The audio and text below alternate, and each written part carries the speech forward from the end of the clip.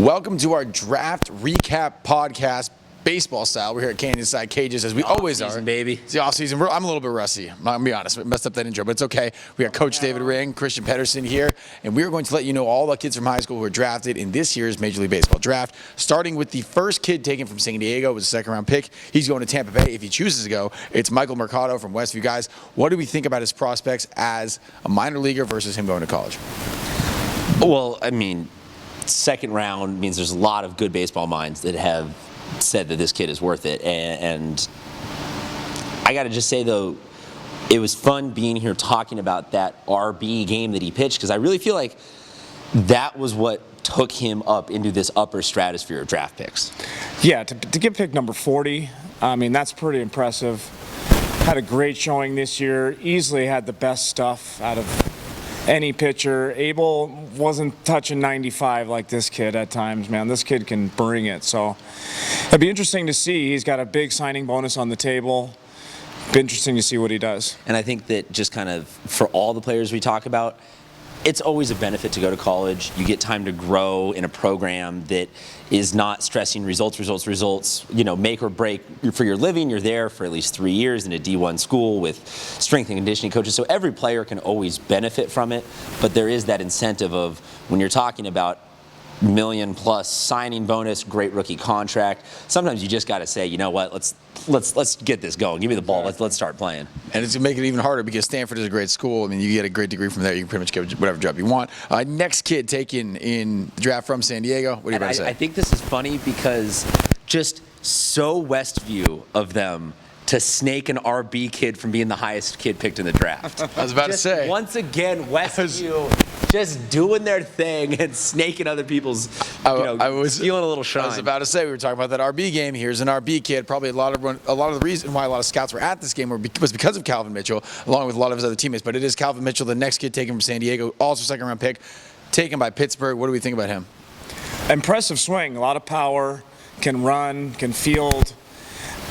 His bat will play at the next level. He's a big kid, really good makeup, really good family guy. I mean, in general, this kid is the prototypical major leaguer. When you look at him and you see him in the weight room, in the batting cage, the kid looks like he's ready to play at the next level. He's one of those kids that the bat off the ball sounds different when he hits it. I don't know. What do you think, Christian? I think he's absolutely that. There's some kids at the high school level who are maybe a byproduct of the bats being aluminum and not wood, the pitchers being a one-pitch pitcher instead of a two-pitch pitcher, sitting dead red on some fastballs. This guy isn't that. This guy is a big body with quick hands and the ability to hit. So all it's got to translate now is you got to do it 6 games a week instead of 3 games a week, and he won't struggle with that. Yeah, and he's definitely, again, he looks like a Major League Baseball player physically already. He's just got to put all the pieces together. For it. He does have the playing for it. Next, that was another high draft pick, a third-round pick. His name is Nick Allen. He's a shortstop from Francis Parker, drafted by the Oakland A's. Gentlemen, what do you think about Nick? I think that the Oakland A's got a steal here in the 3rd round with Nick Allen. Not that being out of the 1st round makes you a little bit of a sleeper, because you're still in the top couple rounds. You're getting a great draft pick. But Nick Allen is the kind of guy who you look at his defensive capabilities already being at or close to a satisfactory major league level, and you just kind of extrapolate that out as every team will always take a shot on someone that can make a double play. You look at like Omar Vizquel couldn't hit his weight 15 years into his major league career, but he could still turn double plays. People kept him around. I think the Oakland A's got a great choice here at shortstop who can really service them for the long term. Well, I got a question about that real quick. Do you think that baseball's changed a little bit in that regards? I mean, do they need the shortstop to hit 260 with 15 home runs now, or is it okay to have a guy not have the power numbers, even the batting average? Well, let's say this. I don't know if he necessarily fits permanently at shortstop. We could be looking at a second baseman with incredible range. We could be looking at someone that maybe if they bulk him up a little bit and get a little more contact, they put him at 3rd. You're just looking at somebody who is so versatile with the glove that there's no way you could miss on him in terms of that. And yes, baseball has changed a little bit away from, there was a small generation where A-Rod kind of pioneered this big power shortstop brand. But I think we've shifted back into the metric heavy, if this guy fits a solution, you put him in, no matter what the stereotype for that position is. he fits that Moneyball kind of stereotype that the Oakland A's are looking for. I think, like you said, it's a great pick for them. He's going to get on base. He's going to steal. He's going to be that type of scrappy hitter that, they're looking to have in their lineup that can play multiple positions. I mean, and when you really look at teams that are competing in the World Series, they've got numerous guys that can play numerous positions on the bench, and Nick Allen fits that mold. Yeah. I think it's a great pick for him, like you said. He's going to do really well in Oakland. Yeah, that would be an opportunity that I would jump all over. You think sign or no sign for him? He's got the USC offer, another great spot to go. So what would you just advise? I know Christian, you probably say call. I would say that it's going to be interesting because of the fact that there are other kids from San Diego on this list that we're about to talk about who are also on the way to USC. I think that there is something that I think Kyle Hurt will have a little input on going to USC with Nick Allen, because you always want to go what suits you the best. There's not a whole bunch of draft spots that Nick Allen could move up by going to college. He could maybe fight his way up to a second or a third round draft pick, but it's kind of like, with Calvin and Mercado. At some point, you just got to find that value of, this is a really good opportunity. Let's just go for it. Yeah, and everyone has different reasons for signing, but if I'm him, I'm signing because I was drafted by a quality organization where I might get that fast track to the major leagues and get a chance to play my defense as quickly as possible. Because of that. And then, and like you guys said, he's got to learn how to hit at the major league level a little bit more. He's got to change his swing just a little bit. Not if he wants to play for the Padres. I'm just kidding. You don't have to hit it for the Padres. Sorry, we'll try and keep this professional. That's my. It's okay. Yeah, every now and then a Padres thing leaks out. I'm going to go through all these late round kids 'cause we're kind of together. We're going to jump to the 32nd round. I'm going to name all of them, and then I'm going to ask you guys to comment on whichever ones you want. So here are the guys who were drafted in the later rounds. Alika Williams Had him on the show. from RB had him on the show. 32nd round by the Yankees. Kyle Hurt. Just want to say about Alika, that to me is a really interesting pick because so much of RB's success this year was all talk about Calvin and Tyler Dean and all those guys hitting home runs. Alika is a guy who I think we're going to see. He goes to college and proves the formula of if you're a quality player, you use your high school draft as sort of a litmus test to see where you're at. Then you work your ass off in college, and we'll see him in the top 15 rounds after college. All right, again, we're just going to reel through these. If you see when you want to, after I say them all, if you say I want to talk about this kid, here we're going to go. Kyle Hurt from Torrey Pines, 34th round. He went that low. Phillies. Yeah, we'll talk about that in a little bit. Kevin Abel, Madison, 35th round to the Padres. Hey, go Padres. Ben Ramirez, Eastlake, 35th round to the Cubs. Jake Boone, Torrey Pines, 38th round, Nationals. Noah Nunez, Santana, 39th round to the New York Mets. And the final kid taken, it was Sean Ross, Granite Hills, from the Blue Jays. So, guys, of the players I just mentioned, anyone you want to talk about? Noah Nunez, let's comment that he has already signed with the Mets, so he's the first person of this list to officially commit to playing major league. Official professional baseball player, Noah Nunez. We have had a professional baseball player on this podcast now. Thank you, Noah, for joining us last year. This to me is a really interesting one because you talk about some players later in the draft being real steals. I could see Noah in a major league bullpen a lot faster than some of the other talent in this draft just because he throws really hard. He's got a big body. And right now we're in an era where major league bullpens are revolving doors. So huge compliments to him.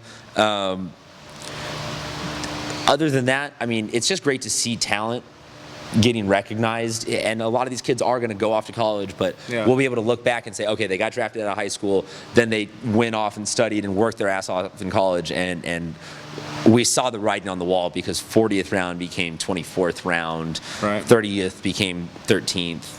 Yeah, as a person that follows, we knew the pitchers were going to get drafted. I think a lot of the pitchers know that they're going to pick up some velocity as they get to the next level, and the money that they wanted, they will get after a couple years in school. So a lot of these guys, outstanding picks, probably won't sign, but it was fun to watch these guys play, and I'm interested to see some of these guys, in the next couple of years, how they put on some pounds, gain some velocity, especially the pitchers. That's what I'm most interested to see. Kevin Abel is going to be real interesting because Oregon State's playing in the World Series now, so he's walking into a great program. We've talked about, Ben Ramirez at SC, Kyle Hurt at SC is getting a huge influx of freshly drafted kids. There's talent here that it's not dissipating into a JC and lost kind of in the mirror. Right. But I do think it's interesting because we now can segue into the former high school kids. Yeah, so I was going to get to. So we're talking about the kids going to college, coming back out and see where they land. I want to mention the kids that were drafted in the top 10 rounds that went to college from San Diego now are going to perceivably make their way into the professional ranks. Again, I'm going to name them all, and if one of them jumps out at you at the end, go ahead and bring them up. But we got Corey Abbott, who went to Sarah, then LMU. He was drafted in the second round, 67th overall by the Cubs. We've got Riley Adams, drafted also in the third round for this guy, catcher, going to Toronto. We've got Jason Rose, the outfielder from Utah/Granite Hills. He will be, he's going to go in as a pitcher. He also plays outfield. Going to go in as a pitcher. Milwaukee is where he ended up. Sean Bouchard, UCLA / congratulations UCLA / Cathedral, first baseman, drafted by the Rockies. And we've got Calvin Faucher, UC Irvine / Southwest Community College / Hilltop High School, right-handed pitcher, drafted by the Twins. He was drafted in the 10th round. Another 10th rounder from Valley Center, or Pepperdine by way of Valley Center. It's Austin Bernard. Remember the quarterback? All of the Bernards, the million of the Bernards. Catcher going to Colorado. And finally, we've got Bo Sulzer from Dartmouth by way of Ramona, right-handed pitcher, drafted by the Pirates. So which one of these guys do you want to talk about? Maybe elaborate on. I mean, I just love that we were talking literally 2 seconds ago about the pitchers are going to pick up velocity, and then the pitchers end up getting drafted. The kid though from Utah that you were talking about, Jason Rose, the slash outfielder, he is. The Brewers got such a steal with this kid. He has been an absolute flamethrower for Utah this year. Had him on the show last year. I mean, blast in the past. It was awesome. Go check it out. He's gonna turn some heads real quick because he's that byproduct of why you invest in a good college pitcher and a good college program. And I mean, he's going to be a kid that is going to, I would say, be a very sturdy major league arm for a long time. The most surprising pick of that round that you're talking about was Riley Adams. He dropped a little lower than I anticipated. This kid can play, man. Excellent makeup for a catcher. He went to Toronto, correct? Yep. Yeah, I feel like they got an absolute steal. Just a great all-around kid. Got a chance to coach him when he was a 9th grader and could just tell there was something special about him. And, you know, props to those guys for getting a chance to pick him up late. You know, that was really cool. Absolutely, some savvy drafting happening here, and especially when there's a UCLA kid taken. Last thing I want to mention the Bernard from Valley Center. Their whole entire family played quarterback there. He's the youngest of the Bernard children? I think second youngest. I think there might be one more younger. I don't know. Tyler ran me out the building 4 years of high school. That's all I know. I mean, those guys were playing quarterback at Valley Center for, I think, over a decade, and it's good to see one of them crack the professional ranks. Maybe not in football, but at least in baseball, guys. So that is our draft recap. Anything you want to add before we get out of here? Let's go take some batting practice, man. That's it. That was cool, man. That was fun watching that draft. Absolutely. We'll be kind of doing some baseball periodically throughout the off season because San Diego Prep Insider never really goes away. We're always going to bug you with more sports stuff, but thanks for watching.